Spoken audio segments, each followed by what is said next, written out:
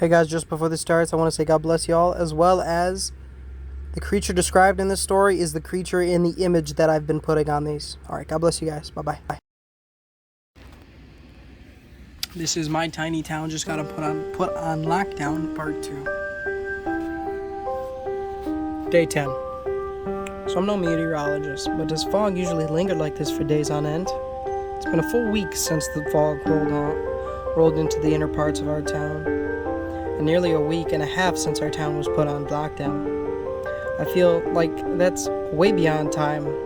It's way beyond time that someone should be coming up with some sort of plan to fix whatever it is that's going on around here. So today I woke up, same as always, with our daughter running in exclaiming what she wanted for breakfast.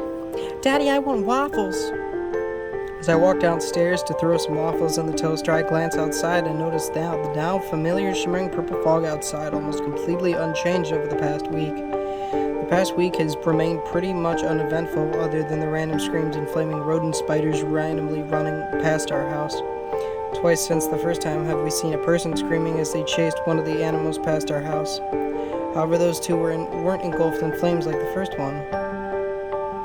The other day, Grace was looking out the window as one of the flaming spider creatures stopped and sat in our yard. As she gazed out at it, she suddenly screamed as they locked eyes, and the rush of horrific visions flashed in her mind. She collapsed after a few seconds, breaking eye contact and stopping the flood of images. Moments later, she described to me what she saw as the girls played in the other room.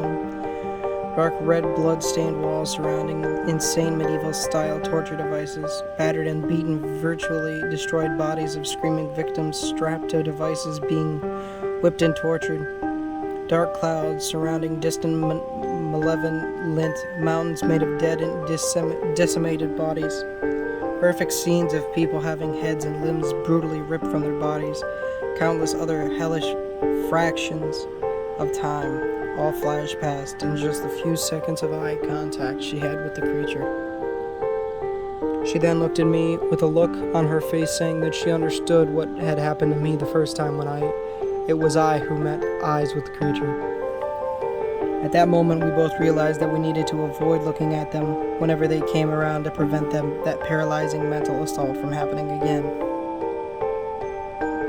Day 15. Today was the first day we saw what really lurks in the fog. It came midday. I was standing staring out the window into the fog as Grace and the girls played quietly in the toy room. I noticed it first because our dogs in unison let out quiet woofs and then both retreated upstairs, scared. Which in retrospect seems very odd behavior for them. Well, at least for May anyway, whom is typically fearless while Bodhi is more of a coward. But I looked back, watching the dogs leave the room. I returned my gaze to the fog out the window, watching it pearlescent swirl vibrant colors through the rest of the dismal gray we had grown so accustomed to over the past 2 weeks. As I watched out into the gray, a pale form took shape approaching the house. As it began to come more into view, I looked back, whispering to Grace, "Grace, very quietly take the girls upstairs, and please be as silent as you can. There's something outside coming up to the house." "What is it?" she replied as she picked Izzy up and began to herd Addie quietly up the steps. "I don't know, but it doesn't look good. Please try to stay quiet." "I'll be right behind you," I whispered, watching her and the girls disappear up the steps quietly.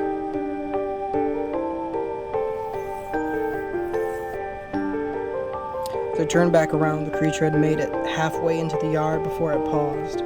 I hid to the edge of the window, keeping my eyes on the creature, trying to learn as much as I could about this new being. Covered in smooth pale skin, pulled way too tight over its unusually placed muscles. Almost humanoid, yet crouched and walking on all fours, thin, excessively long forearms attached to two shorter overlay. Muscular shoulders and upper arms, hands confusingly narrow with 6 spindly digits sprouting from both ends, tipped with long, dark talon-like claws. 3 of the fingers were long, protruding from the front, and there were shorter, sprouting from the back, like that of a chameleon. A neck long but thin, holding a nearly featureless, elongated head. The shape was nearly a perfect oval.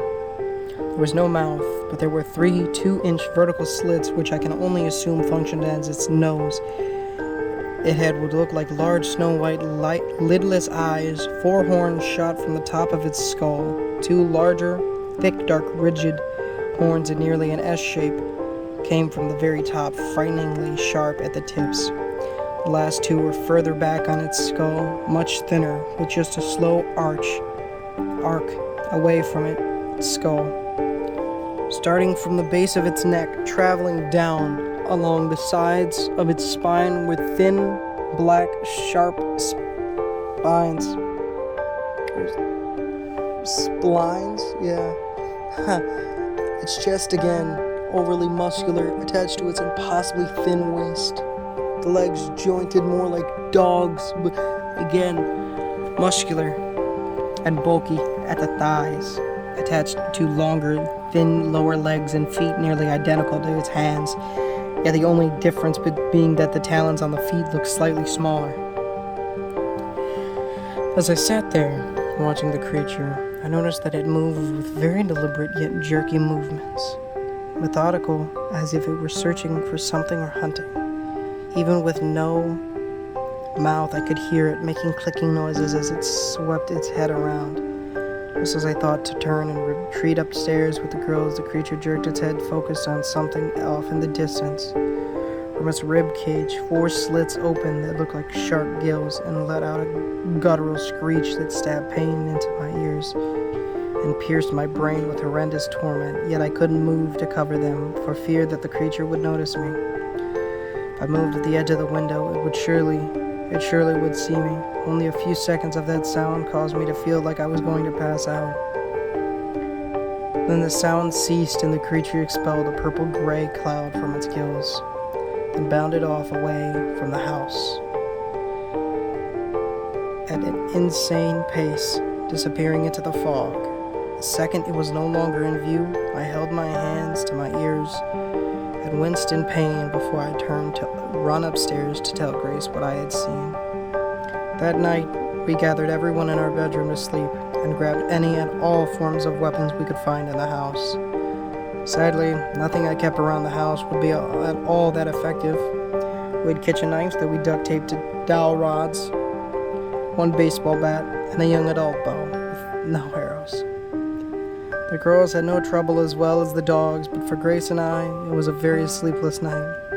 We lied awake, whispering back and forth, trying to concoct a plan, knowing that we had very limited options, not being able to leave the town, and not knowing how many of those creatures there are out there, or if there are others we haven't seen yet.